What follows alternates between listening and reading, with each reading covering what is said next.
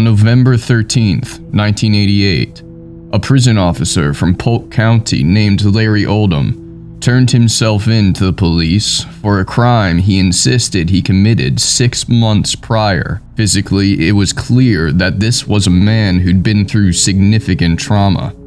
He was unsettled and constantly peered around the room, as though he expected someone else to appear. At one point, his breathing became so frantic that the officer feared Larry was having a heart attack and called an ambulance. In the interview that took place the following day, Larry insisted that a malevolent force was hounding him for a past crime and that handing himself in was the only way to stop it. This is Larry's account of the harrowing series of events that took place. I used to love the life that I shared with my wife, Sarah. We'd been married for 30 years, and although we weren't without our problems, having her by my side made everything seem worthwhile. It was on our 30th wedding anniversary that this all changed.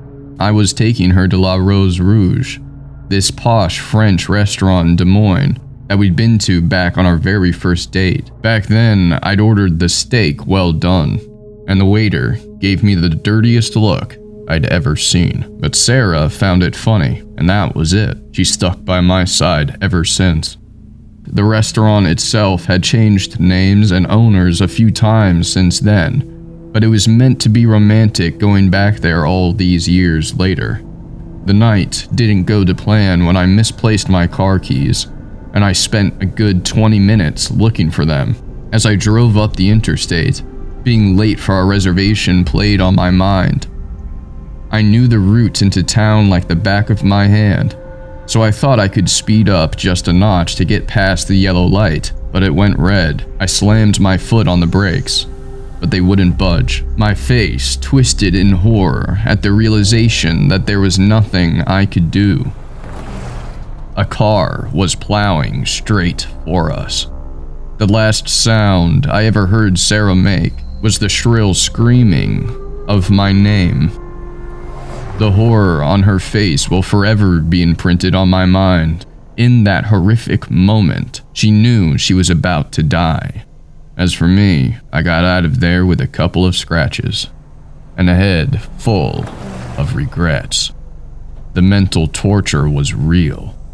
I blamed myself for her death and was plagued with a constant stream of if-onlys. If only I hadn't left my car keys in a dumbass place. If only I'd booked us a taxi instead. If only I hadn't tried to chance the darn lights. The police report came back. There was a fault with my brakes, and they found something else. The charred remains of a dead mouse. They reckoned it'd gotten into the engine somehow and chewed through the brakes. They didn't blame me for the accident, but I blamed me. The guilt wriggled away at me. I took some time off work, but that made it even worse. Frank, my supervisor, told me to take as much time off as I needed, but sitting around doing nothing was torture. It was the torture I felt I deserved. Each night I lay there in our empty bed with the floral sheets, ones chosen by Sarah, that I hated, but I couldn't bring myself to change. The covers smelt of her, a fading scent I was so desperately trying to cling on to. Some old friends and family called over to fill that unfillable void. They didn't talk about the accident. Instead, they rambled on about work, family, the weather. But I saw the pity in their eyes, and the blame. They came and went. It felt like a conveyor belt of visitors. As the weeks passed by, the visitors began to trickle out until they almost stopped completely. They'd done their duty and were carrying on with their lives, but for me, the agony went on. Then one Tuesday afternoon at 2 p.m., I was in the living room watching a ball game on TV when I heard a double knock at the door. I went to answer it, but I opened the door to emptiness. At first, I thought it was a trick of my mind. Nobody was there. I was about to close the door when I saw it out of the corner of my eye. A small brown package. There was no stamp or address on it, so someone must have knocked and left it. I didn't give it much thought as I opened it. I pulled out this China doll with a frilly pink dress and blonde ringlets. I stared at that doll, feeling confused. I tried telling myself that it was meant for a neighbor, but thinking about it, well, that made no sense. Everyone who lived on my block had retired, and their children were now adults and had long since moved away. I suppose it could have been bought from one of their grandchildren, but it was such a dated doll that this seemed peculiar. I carried the doll inside and looked at it before I placed it on the kitchen table. Its glassy cornflower blue eyes were looking straight at me. And darn it, I swear, I saw one of them twitch. It freaked me out so much I dropped that thing onto the table. It wasn't far enough to smash it, but it did make a thud. I blamed it on my lack of sleep and went to the bathroom. When I returned, the doll was on the floor next to the table. I froze there and I rubbed my head. I'd left it on the table. I'm certain of it. And as I turned around, I heard something. A giggle. A child's giggle. I couldn't place where I heard it from.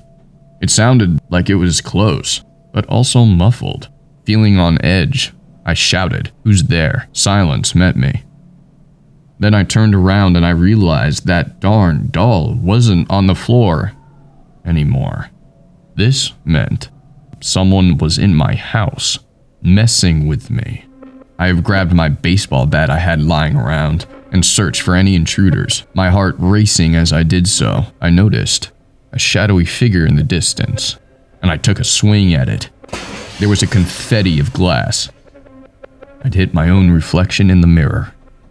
I started laughing at this. Deranged laughter that veered off as I stared at my twisted image in the mirror's shard remains. Sarah would have gone crazy at me for doing this. She was a superstitious soul who did all she could to avoid supposed bad luck. It got her in the end, though.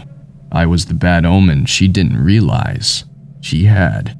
I threw that doll in the trash, face down, so it couldn't twitch its glary eyes at me. I told myself I needed to get some sleep. Then all this weirdness would stop. I took some of those sleeping pills the doctor had prescribed for me, but that until now I'd refused to take. But I had a lifetime to torture myself for what happened. But for now, I needed to sleep. So I took some of the tablets and I went to bed. I woke up at 3 a.m. to the sound of a child giggling. It echoed throughout the entire house. But again, I couldn't work out the exact point that it was coming from. I got out of bed and I shuffled through the house, my fists raised if I needed to use them. My mind was still a foggy haze from those pills. I felt like I wasn't fully there. It was as if I was watching from outside of myself. I went downstairs and I heard a crunch beneath my feet, followed by more childlike giggles. Pain shot through my foot. I struggled to find the light switch. Covering the floor was glass from the mirror. Loads of it. This made no sense.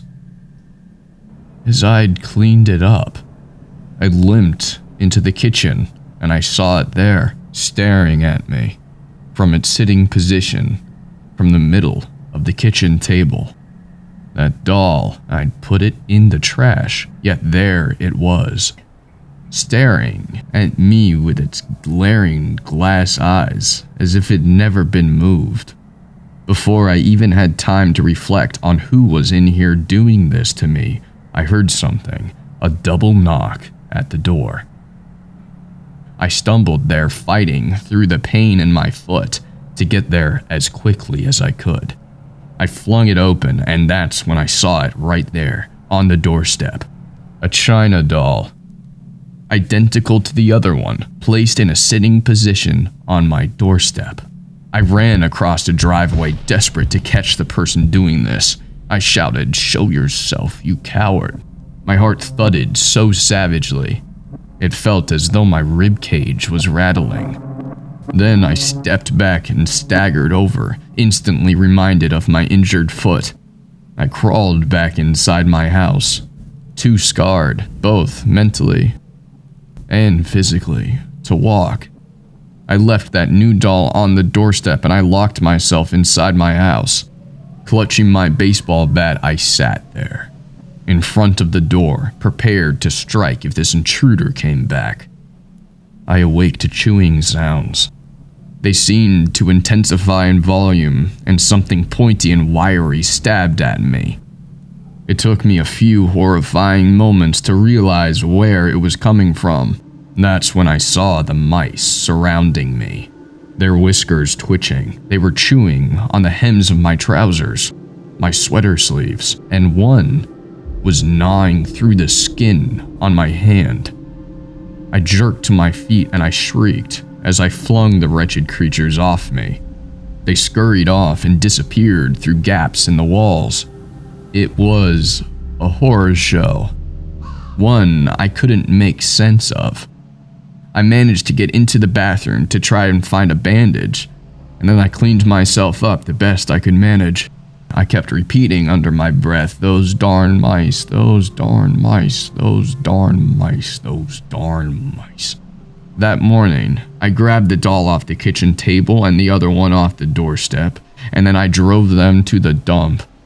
I naively thought if they were out of sight, they'd be out of mind, and all of this would end. Ugh, how wrong I was. Back home, I tried to carry on like normal, but in reality, I was skittish. I jumped at every little sound. I'm not a big drinker, but I just wanted to unwind, so I opened a bottle of whiskey, an old birthday present from Sarah. I'd sworn I'd never drink, and before I knew it, I drank half the bottle. Later that evening, when I heard a double knock at the door, I just laughed. I remember staggering to the door, the open blade of the Swiss Army knife in my hand. I opened the door, the blade swaying in my grasp, and I saw a shadowy figure, and then I saw fear on his familiar face. It was my supervisor, Frank. I laughed, a drunken, bemused, horrified laugh, and then I rubbed my eyes expecting him to vanish, only he remained there, clear as day. He moved backward, almost falling down the step, and said, "What the hell, Larry? What are you playing at?" I lowered the knife and I mumbled out an apology. And then I mentioned the dolls, the child's giggles, and the mice. He didn't say a word, but just followed me inside. I didn't understand how he was there, or why he was listening to me. As I gulped coffee to try and clear my head, he poured himself a large whiskey. As he circled his fingertip around the glass edge, he stared at me. As he said, "You know, being a prison officer is intense. It haunts you in life and in death. Every day, we have to keep all of the craziness of that job locked into the back of our minds. But once we step away from that, our mind relaxes, and all of that craziness comes flooding right out." And he was right. I knew plenty of colleagues who had struggled to transition from the hecticness of the job to being away from it. Many of them experienced hallucinations or PTSD. One even went on to take his own life. I told myself that Frank could see the pain in my eyes, and he wanted to help. So when he invited me to hang out with him on Friday, I nodded in agreement, even though I knew it wasn't right. I don't recall Frank leaving, but I woke up on the couch, the peach-colored cushion Sarah had bought, scratching my cheek. I swatted the cushion away, and I felt something else furry and matted hanging off of my hand. Its teeth attached was a blood-encrusted mouse. I flung it across the room, and then I saw them. Dozens of them. Dozens of the wretched creatures scurrying out of the cushion. I stumbled away from them, distraught at what I was seeing, and ended up in the kitchen where, there on the table, sat that China doll in that pink dress. I heard this nibbling, crunching sound. I heard its high-pitched squeak. Then, a section of the doll's face, an eye, fell away, and a furry, vulgar face poked out, a mouse, its whiskers twitching as it let out an unpleasant squeak. I shrieked out, "Who's doing this? What do you want?" And then I heard it, a child's haunting giggle. It echoed around the house. I couldn't pinpoint this sound. Outside and in, it felt like it was ringing inside of my head, tormenting me from the inside out. Then, through my torment, I heard a loud knock on the door. I screamed at them to leave me alone. I said if they didn't stop tormenting me, I would kill them. The next thing I remember was the door being kicked in, and police officers shouting at me to put my hands in the air. They arrested me and led me out of the house. I wanted to get out of there, and I didn't want to go back as I passed the doll in the kitchen, sinister looking with a jagged gap in its face. I swear, I saw its one remaining eye twitch at me. I told the police it was the doll doing this, but they didn't listen to my words. At the station, they told me they'd been responding to a report of a disturbance at my address. Then they locked me in a cell. I was glad of it, as I stupidly thought I'd be safe there. But alone, in that cell, I heard it. The child's haunting giggles. Even though I placed my hands over my ears and rocked back and forth, the giggles wouldn't stop. The next morning, Frank was there to pick me up. He took me home without saying a word. Then, as I stepped out of his car, he said to me, "Larry, this has to stop." I nodded at him, and I replied, I know. He replied, "I'll see you Friday." I opened my boarded front door and I walked inside my house. Over the next few days, nothing happened.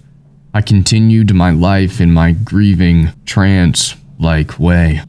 Friday came, and I put on my green shirt, Sarah's favorite, and I waited by the door.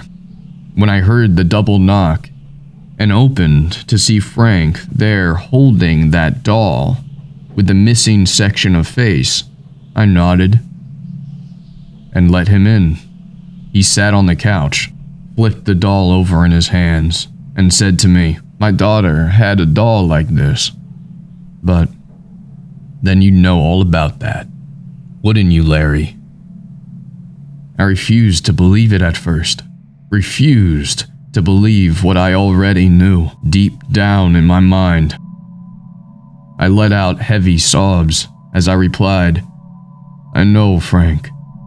I'm sorry. Please make it stop." He touched my shoulder and I felt an icy chill. Then he placed the doll on the table in front of me and said, "I always liked you, Larry, but then my wife always said I was a bad judge of character. You know what to do." I nodded while I sobbed. When I next looked up, Frank had gone. The doll remained. As I looked at it, I heard a child's giggling in my head, and I saw the doll's eye twitch. A mouse crawled out of the gap in its face, then stopped to clean its own face with its paws. Blood-red fur. The mice were everywhere, squeaking as they scurried past my feet and gnawed at my body and thoughts. The child's laughter followed me all the way to the station, toying with me. It only stopped when I stepped inside, and I demanded to turn myself in. Only I couldn't breathe, and my chest ached with a stabbing pain. They rushed me to the hospital and ran tests. As I lay in that bed, wishing to die, I felt a gnawing at my stomach. I lifted my gown and saw them appear right there in front of me. Swollen red bite marks, clearly made from a rodent. Then I looked up and I saw it, sitting there at the end of my bed. That doll with a shattered face. It looked at me. It wouldn't stop looking at me. A long, bent tail poking out of the space its eye should be. I wasn't going crazy. The nurse saw it too. She saw it too, and she screamed. And I know this won't end until I tell the truth. You see, Frank Parsons, he was a man of principles. He persuaded another prisoner to name one man, Vic, for beating him up and leaving him half dead. It added another 5 years to his sentence. He was thrown in a cell us officers called the infestation, as it was crawling with mice. Frank ignored his agonized screams and told him it's what he deserved, and he hoped he rotted in there. When Vic finally got out, he found me and made me a proposition. I was in a lot of debt, so although I did not want to, I accepted. I didn't want that shame of us losing our house. I never thought Vic would do what he did. My part of the deal was to distract Frank. I told him I was having a hard time, which was true, and I needed a friend, so he agreed to meet me in town. While this was happening, Vic broke into his house and killed his wife and daughter. He shattered their home to pieces, and he also shattered his family. Vic didn't stop there. He filled the house with mice, hundreds of the hideous things. An infestation in a place of death. They caught Vic and locked him up, but Frank never recovered after that. He couldn't take the pain. When Frank showed up all these months later, I knew it couldn't be true. I'd been to his funeral, but it also didn't shock me anymore. It was him, the mice, Sarah's death, the dolls, the child's haunting laughter, all him. I see him. I still see him there staring at me with cold eyes. He's never going to leave me, is he? It's never going to be enough. Larry Oldham went hysterical after telling his account and continued to claim that Frank Parsons was in the room with him. As his mental state deteriorated, he ended up being taken to a psychiatric ward, where he stayed until 1990 when he passed away in his sleep. He was found the next morning with what appeared to be a rodent's bite marks all over his body. There is no rational explanation for how he got these wounds, as he was in a padded cell with no source of entry for any rodents of any sort. Up until the day he died, he claimed that Frank Parsons was tormenting him. This was seen as impossible, as his former supervisor, Frank Parsons, took his own life in September 1988 after the horrific loss of his family at the hands of a former prisoner, Victor Aretti.